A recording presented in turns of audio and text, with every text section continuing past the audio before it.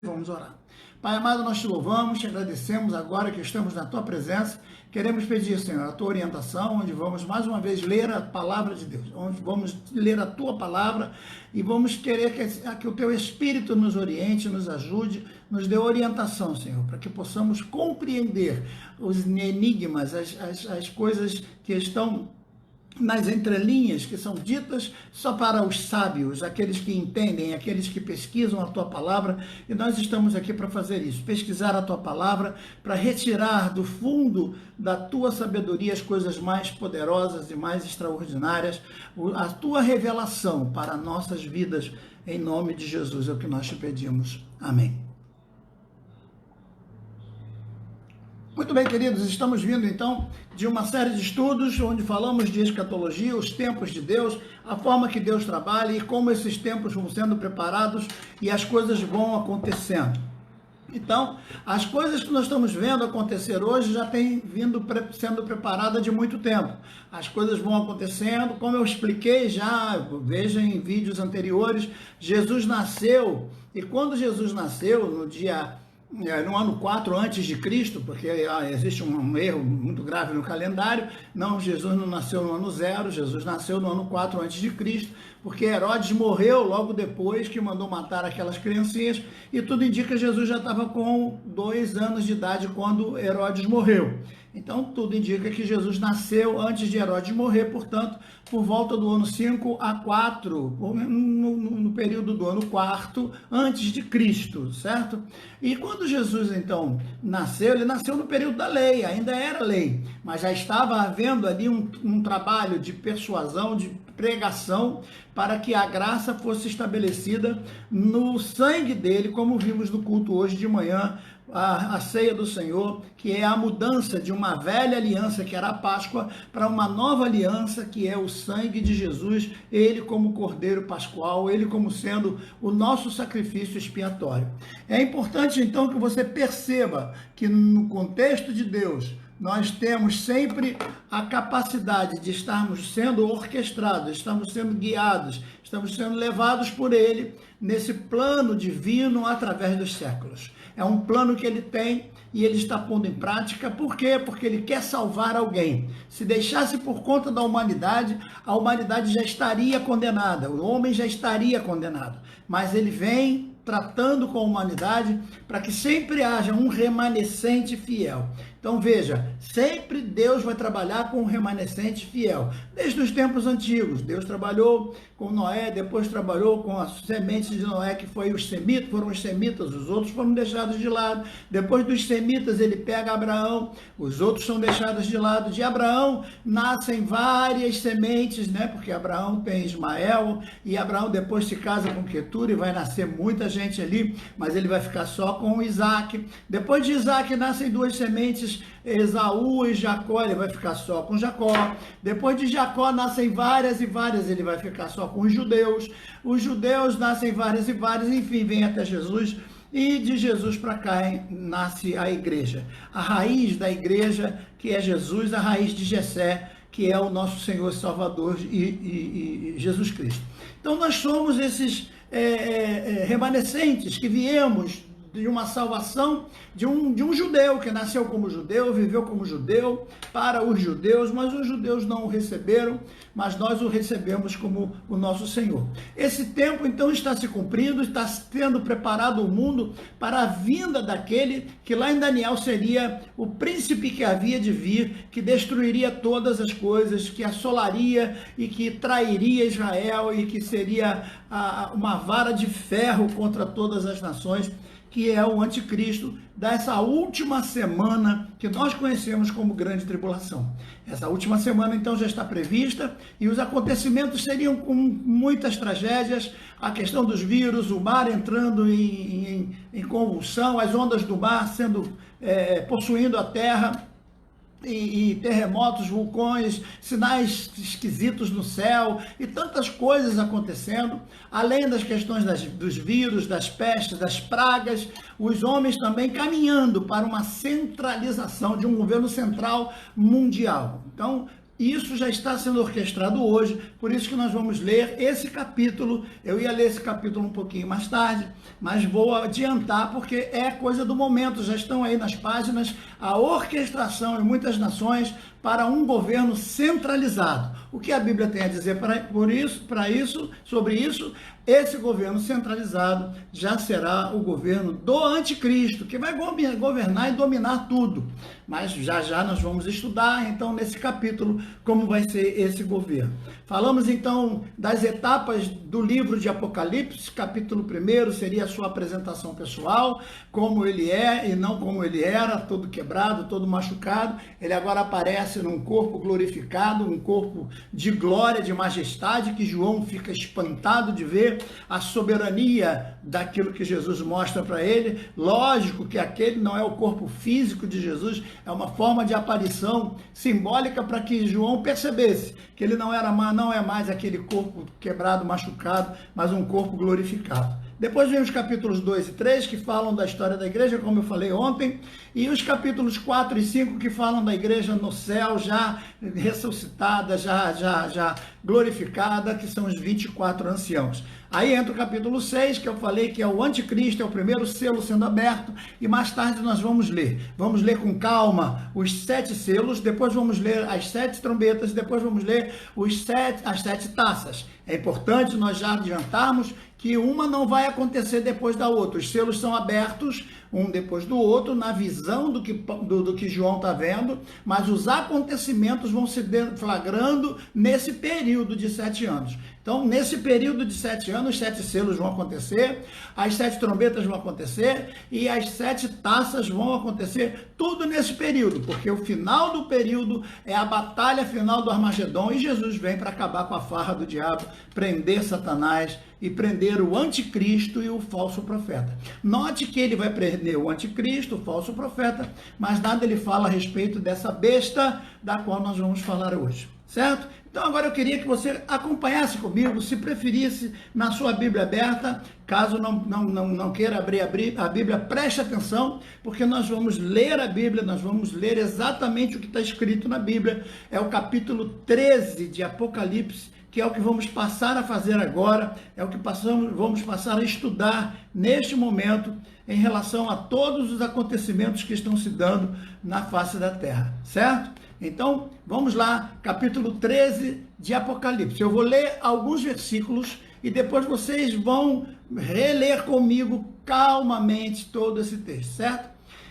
E vi emergir do mar uma besta que tinha 10 chifres e 7 cabeças, e sobre os chifres 10 diademas, e sobre as cabeças nome de blasfêmia. A besta que vi era semelhante ao leopardo. Então, cuidado aqui, o leopardo, presta atenção nesse leopardo, porque quando eu estiver falando sobre as visões, o sonho de Nabucodonosor, as visões do capítulo 7 de Daniel, você vai entender que a profecia está falando desse leopardo aqui, que tem a ver com o Império Grego, tem a ver com o sistema grego de governar o mundo, certo? Do Império Grego vem o Império Romano e tem a ver com todo esse esquema aqui. Também tem os pés como os pés de urso. O urso fala do Império Persa, que era um império gigantesco, um império de domínio e implacável. O Império Persa era tão implacável que ele era conhecido como o Império da Maldição, o homem terrível que manda matar o próprio pai para poder reinar. Esse já foi Assuero, ele mandou matar o próprio pai para assumir o trono. Se a própria esposa dele entrasse na sua câmara de dormir sem que ele mandasse, ela seria morta. Então vejam que tipo de império é esse, o Império Persa. Então o texto está dizendo que a besta tinha a semelhança do leopardo, ou seja, a agilidade do Império Grego. Eu vou falar sobre isso já, só estou lendo o texto. A capacidade de ferocidade, de agressividade, de força, que é o urso, e a boca do leão, que ruge, que domina, que tem todo o potencial do que nós entendemos como o leão tem, por isso é o rei dos animais. E deu ao dragão o seu poder e o seu trono com grande autoridade. Então vi uma de suas cabeças como golpeada de morte, mas essa ferida mortal foi curada, e toda a terra maravilhou-se seguindo a besta. Veja, toda a terra maravilhou-se seguindo a besta. É aqui que você precisa entender a palavra de Deus com carinho, porque se a igreja estivesse presente nesse momento, a igreja também ia se maravilhar, ia se inclinar e ia adorar a besta como se fosse um Deus, porque a besta vai aparecer como se fosse a personificação do próprio Deus. Mas nós não vamos adorá-la, porque o nosso compromisso é com Cristo. O verdadeiro crente só adora a Deus. Lembra lá quando João vai se ajoelhar diante do anjo, o anjo diz: opa, rapaz, para aí, eu também sou criatura como você, também fui criado assim como você é criado, eu sou um conservo teu, adore somente a Deus. Quando Satanás manda Jesus se ajoelhar prostrado, adorando ele, para receber riquezas, tantos estão aí se prostrando diante de tanta coisa errada para poder receber riquezas. Naquele momento Satanás foi expulso, porque Jesus disse: vai de Satanás, somente ao Senhor teu Deus adorarás, somente a ele prestará culto. Então somente a Deus devemos adorar. A igreja não se corrompe com adoração a outras coisas que não seja ao Senhor Jesus Cristo, certo? Então essa adoração que o capítulo 15 e 13 está nos dizendo, tem a ver com a adoração humana para esta entidade que vai surgir, esse indivíduo que vai surgir com o poder total de Satanás para dominar o planeta Terra todo. Leia com calma então, versículo 4. E adoraram o dragão, porque deu a sua autoridade à besta, também adoraram a besta, dizendo: quem é semelhante à besta e quem pode pelejar contra ela? Então todos vão se maravilhar. Foi-lhe dado uma boca para proferir arrogâncias e blasfêmias, e autoridade para agir 42 meses. Note bem, 42 meses aqui tem a ver com 3 anos e meio, por causa da questão do primeiro período dos 7 anos, 3 anos e meio, e o segundo período dos 3 anos também de 3 anos e meio. Então são 2 períodos formando uma semana de 7 anos, que é a grande tribulação toda. Versículo 7, foi-lhe dado também que pelejasse contra os santos e o vencesse. Olha aí, para a palavra santos, a gente vai analisar isso com muito carinho, que santos são esses que vão ser vencidos pelo anticristo, que vão ser derrotados pelo anticristo. A igreja não é derrotada pelo anticristo, a igreja ela vem vencendo para vencer. A igreja foi fundada para ser vencedora em Cristo Jesus. A igreja jamais será vencida, a igreja sempre será vencedora. Nós somos mais do que vencedores em Cristo Jesus, o nosso Senhor. Então declare isso no seu coração: eu sou mais que vencedor em Cristo Jesus, o nosso Senhor, o meu Senhor. Eu não posso me curvar diante de besta nem de ninguém, eu vou me curvar unicamente diante do Senhor. Por isso que eu preciso que o Senhor cumpra a sua promessa comigo, e eu preciso também cumprir a minha promessa de fidelidade para com o Senhor, a fim de que quando aquele dia chegar e quando a trombeta tocar o meu nome, eu escute ele chamar e eu esteja pronto para esse dia tão maravilhoso da nossa partida desta terra, para que esse ser diabólico tome o poder completo de todas as nações, de todo o planeta Terra, certo? Então veja que o texto continua, versículo 8, e adorá-la-ão todos que habitam sobre a terra. E aí vai dizer um detalhe interessante que já eu vou falar de novo: aqueles cujos nomes não foram escritos no livro da vida do Cordeiro, que foi morto desde a fundação do mundo. Então, isso aqui precisa ser analisado com muito carinho. Eu vou parar aqui nesse versículo 8 e eu quero analisar com você antes de nós continuarmos. Quando nós continuarmos mais tarde, você vai perceber que essa besta tem a ver com um sinal que será colocado para comprar e para vender. Tem a ver com a capacidade de comércio do mundo. Então, uma besta está sendo formada para receber a autoridade do mundo inteiro, para poder dar a cada pessoa um sinal, ou na testa ou na mão, para que essa pessoa adore a besta em sinal de reconhecimento pela sua grandeza. Essa pessoa vai ser controlada através dos computadores, que é o contexto do controle da besta, e ao mesmo tempo ela vai passar por todo lugar e vai ser reconhecida, onde ela estiver ela vai ser reconhecida, e isso já está comprovado que pode ser feito hoje, não só pelas digitais, mas pela íris dos olhos, pelo formato do rosto, onde você está, onde estiver, onde você anda, o computador te acha. Já existem programas que acham você em qualquer lugar. No teu celular, por exemplo, eu posso saber aqui onde estão todos os meus parentes, onde eles estão, pelo celular deles, porque é uma forma de identificação, de controle total. A mesma tela que você usa para ver as coisas é a mesma tela que você usa para transmitir as coisas, e é o que eu estou fazendo aqui agora. Você está me vendo e eu estou transmitindo para você, você me vê e eu converso com você por essa tela. Isso não existia na época de João. Se João estivesse vendo uma coisa dessa, como ele chamaria isso? Como ele chamaria esta imagem que vocês estão vendo agora e que eu estou transmitindo através deste meu pequeno celular que eu posso guardar no meu bolso, e que a tecnologia está avançando?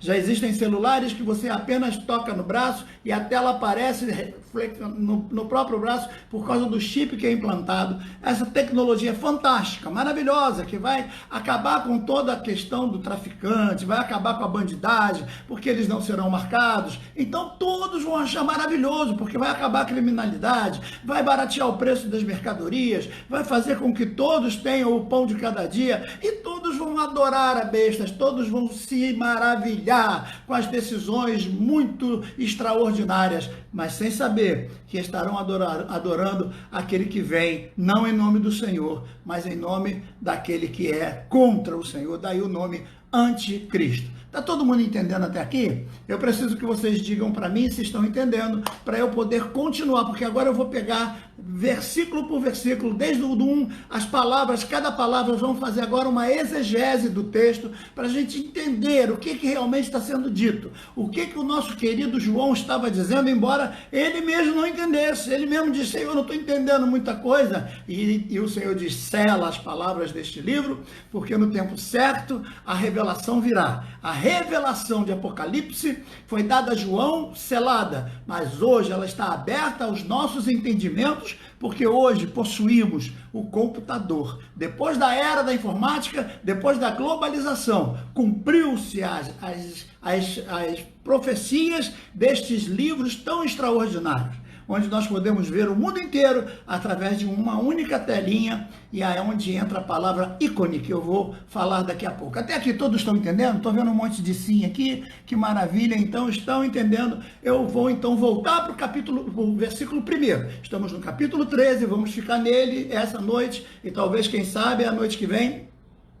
Capítulo 13 de Apocalipse, é aqui que nós vamos ficar um pouquinho para a gente entender. Veja que a primeira palavra aqui importante para ser entendida é a palavra mar. Veja, eu vi subir do mar. Ele está dizendo que ele está olhando para o mar. Só que em Apocalipse, como em toda a Bíblia, muitos textos são figurativos, são figuras, são palavras simbólicas por parábolas. O próprio Jesus falava muito por parábolas, então ela tem uma figura, alguma coisa que, para ser interpretada, é necessário que você use a interpretação da linguagem figurada. Entretanto, em muitos lugares, a linguagem é literal. Existe literalidade em Apocalipse? Sim, muitos textos são literais, muitos textos são simbólicos. E como é que nós vamos saber disso? Basta você comparar o contexto, e basta você enquadrar cada texto dentro de um aspecto. Existe então o aspecto do simbolismo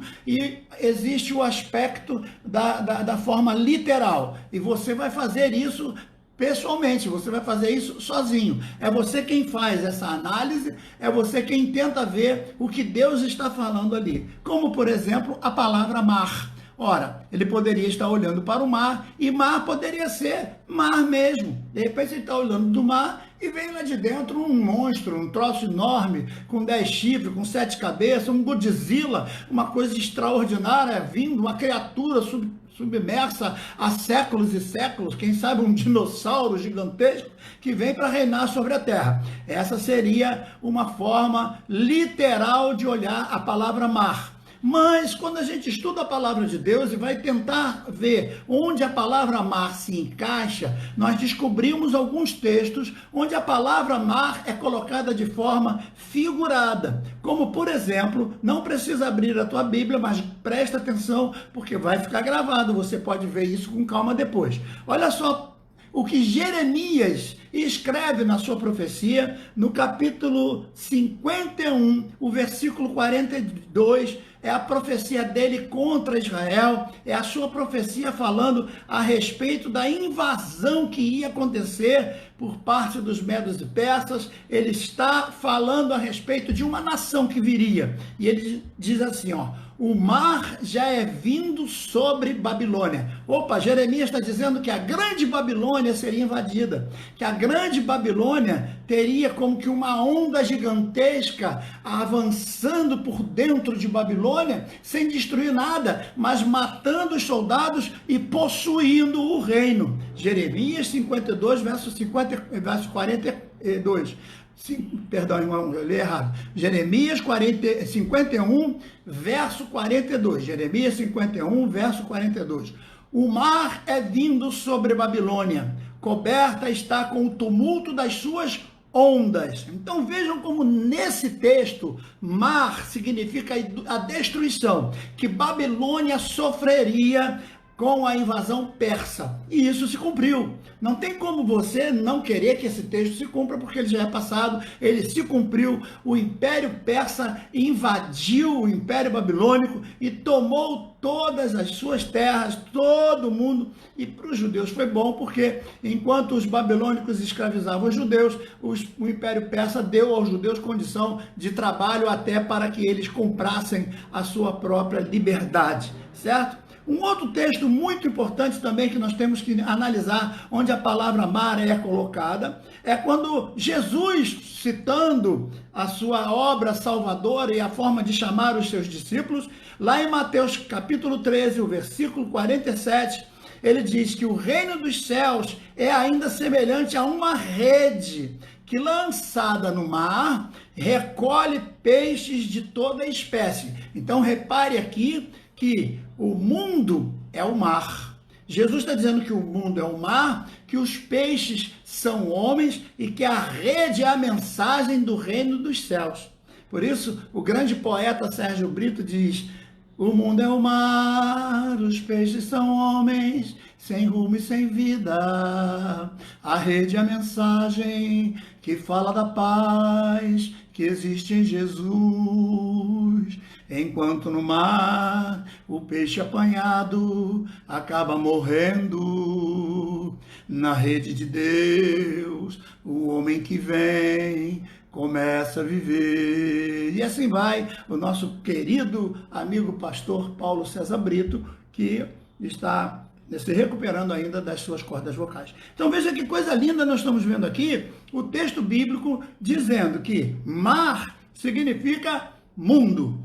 Então, se você analisa o texto lá de Apocalipse, você tem que analisar da forma literal, o mar mesmo, comum, as ondas quebrando, ou o mar significando o mundo. Então, as ondas são as nações, as formas de agir. Então, essa grande onda que invadiu Babilônia era o reino persa. Opa, então quais são as ondas hoje que estão agitando para dominar o mundo? Estamos vendo uma grande onda surgindo, como a China, através de tantas coisas. Ela está com esse vírus dominando muita gente, mas ela mesma está enriquecendo. Ela mesma está comprando, inclusive, propriedades e quer comprar aqui no Brasil. É uma coisa que a gente tem que estar atento. Nós não estamos aqui para falar mal de político nenhum, eu não estou aqui para defender nem acusar político nenhum, meu negócio aqui é Bíblia, mas a Bíblia está dizendo que o mundo vai estar em convulsão e as ondas vão se chocar, essas nações todas estarão se reunindo para formar um grande império que vai dominar todas as nações, e isso está na Bíblia, certo? Então vamos seguir em frente, porque agora nós vamos ter que ver no contexto que corresponde, então, à palavra mar. Então, mar na Bíblia pode corresponder ao mundo, mar na Bíblia pode corresponder às nações, por causa das suas ondas. Cada onda é uma nação, então o mundo inteiro são as nações. Os reinos, os reis, exércitos, porque veja que o próprio profeta diz que os exércitos varrerão como ondas. Então, os exércitos, etc. Então, mar, figuradamente na Bíblia, quer dizer várias coisas. Então, quando ele vê emergir do mar, subir do mar, de entre as nações, do meio dos reinos, do meio das grandes ondas que estão se avolumando e espumando, se chocando, elas todas vão se harmonizar para formar um grande império. Vão surgir então uma grande besta. Opa, outra palavra que nós temos que parar para analisar com calma. O que é essa besta que vai surgir do meio das nações, desse aglomerado de nações batendo, se chocando com interesses dos mais variados, onde elas vão entrar num equilíbrio que são essas ondas, são as nações se chocando, se organizando, ou o que nós chamamos de globalização, se globalizando para o interesse comum de todas, né? Lógico que o interesse é não deixar mais o vírus matar, o interesse é não deixar isso acontecer ou aquilo, uma aparência de piedade pelos pobres, mas no fundo a ganância pelo poder de comandar. Eles têm sede de governo, eles têm sede de poder, eles não têm nenhum tipo de dor, essas pessoas não têm empatia. Se você perguntar a um psicopata por que ele matou a menina que ele estuprou, ele vai dizer: eu matei ela porque ela gritou. Se ela não tivesse gritado, eu não a teria matado. Veja, para ele, psicopata, a culpa é da garota, porque a pobre menina, ela gritou, então a culpada é ela. Se ela não tivesse gritado, ele não teria matado. Ele é um pobrezinho. E aqui então, que a palavra besta precisa também ser analisada. O que é essa besta? O que vem do mar? Então, no grego, existem 3 palavras que traduzem a palavra besta, que é muito importante nós olharmos para isso. Primeiro é a palavra zoom, que tem a ver com criatura viva. Essa palavra aparece 23 vezes só no Novo Testamento. Temos que analisar isso. E Apocalipse, ela aparece várias vezes. Apocalipse 5, versículo 6, versículo 8, versículo 11, no capítulo 11, no capítulo... Enfim, vários capítulos, a palavra zoom aparece com a especificação de besta. Em Hebreus também 13, 11, a palavra besta ali é zoom.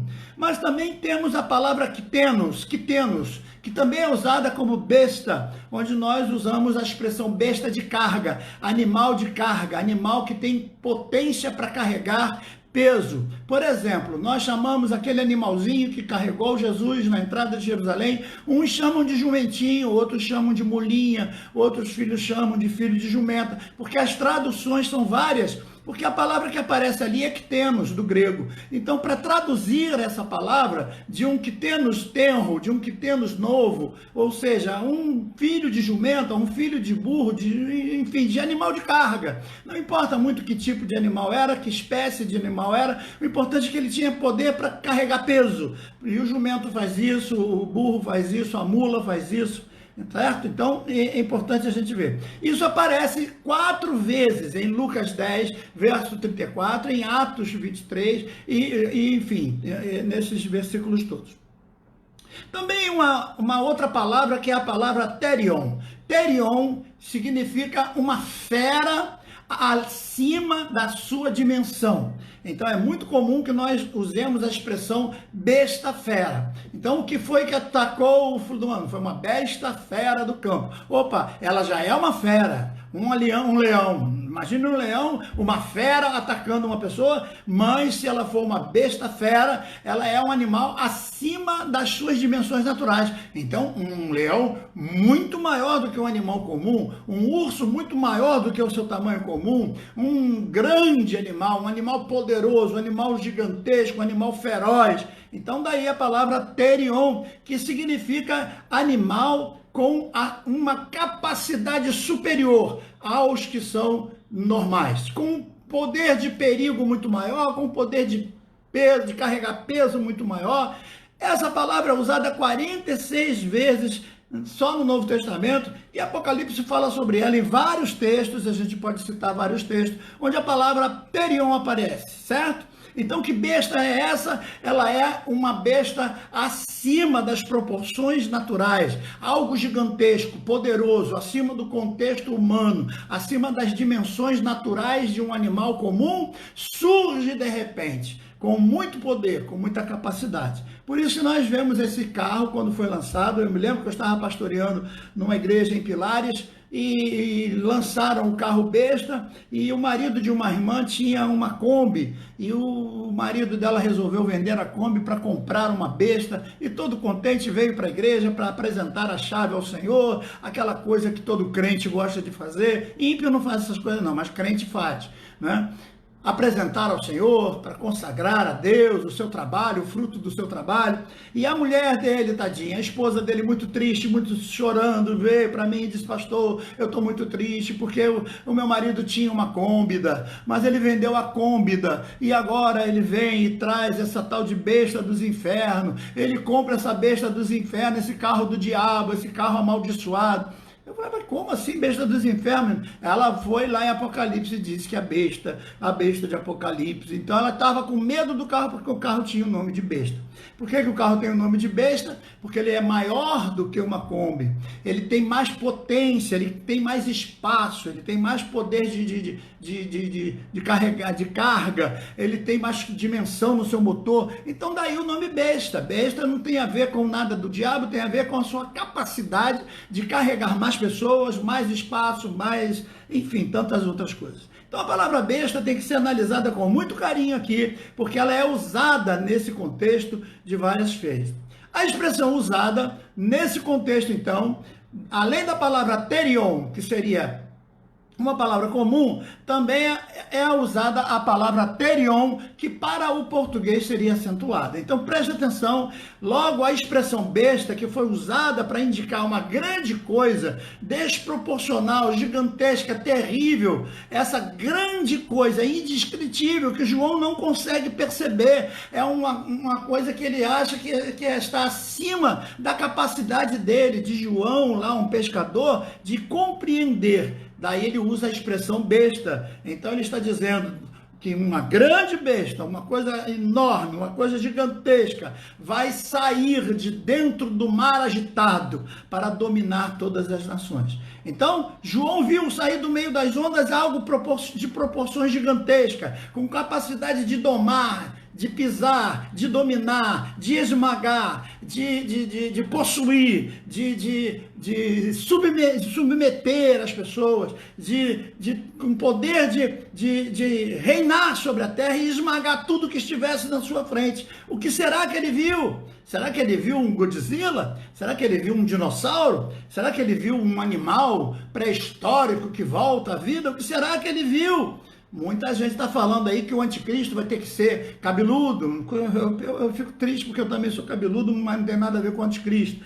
O anticristo vai ter que ter uma marca chamada na testa 666. Essa é uma forma boba de interpretar, porque o número da besta, ele é um código. No 666 é uma forma de decifrar o código. É um método para se decifrar a besta e não o número em si, 666. Então tem muita gente aí fazendo filme com alguém escrito 666 na testa. Então ele fica apavorado onde tiver 666. Mas isso é um código, é uma forma de se identificar. Aquele que tem sabedoria calcule o número da besta. Então, se tem que ser calculado, o número não é 666. 666 é a fórmula que você vai usar para achar o número da besta. Então a essência tem que estar dentro do 666. Eu vou explicar isso se o tempo nos permitir. Eu acho que não vai permitir. Então o que será que João viu? Será que ele viu o quê? Ele viu um animal gigantesco que tinha 10 chifres e 7 cabeças. Se você comparar esse texto com Daniel capítulo 7, verso 24, você vai ver que Daniel está vendo um grande animal com as mesmas proporções, com a mesma forma. Não sabemos se Daniel viu a mesma coisa que João, porque os dois não conversaram, viveram em períodos completamente diferentes, entre um e o outro tem aí quase 600 anos ou mais.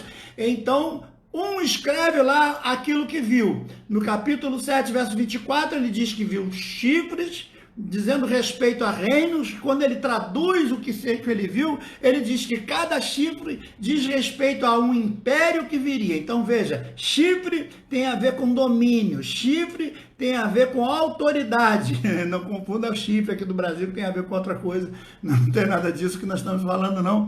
Mas veja, a palavra chifre, que é traduzida da palavra corno, que quer dizer aquele que tem autoridade, aquele que comanda. Daí a expressão Cornélio. Muita gente importante escreve a respeito desse centurião, Cornélio, que apoia, né, dizendo que no fundo, o nome do centurião não é citado, que Cornélio seria um cargo, uma função que ele desenvolvia sobre os outros. Então, além dele ser um centurião, ele está comandando os outros. Então, daí ele ter o corno. O corno quer dizer a ponta suprema, a ponta que comanda, aquele que está no topo da pirâmide, o topo da pirâmide. Embaixo você tem os trabalhadores, depois vai subindo, até que chega aquele que está no topo, que comanda tudo. Então a ponta lá de cima é o grande comandante de todas as coisas, certo? Por isso que chifre também é traduzido por ponta. Por isso que nas coroas dos reis tinham várias pontas, determinando quantas nações, quantos impérios, quantas coisas ele governava. O número de pontas dizia respeito aos reinos que ele possuía. Então Daniel vai dizer isso a respeito desses 10 chifres também. Então a visão de João vai bater com a visão de Daniel capítulo 7. E nós vamos ficando por aqui para amanhã continuarmos. O que João viu? O que Daniel viu? Ele viu o que está acontecendo hoje. As nações se tumultuando, as ondas se batendo, para a formação de um grande império, com 10 chifres, com 7 cabeças. E nós vamos ver isso com calma quando estivermos estudando amanhã. Eu tenho um Deus que não vai deixar essa luta me matar, desespero me tomar. Por mais pressão que seja a situação, o controle ainda está na palma de suas mãos. O choro dura uma noite, mas a alegria ela vem pela manhã. Eu creio, eu creio. O choro dura uma noite, mas a alegria ela vem pela manhã. Eu creio, eu creio. Ainda que a figueira não floresça e não haja fruto na vide, e o produto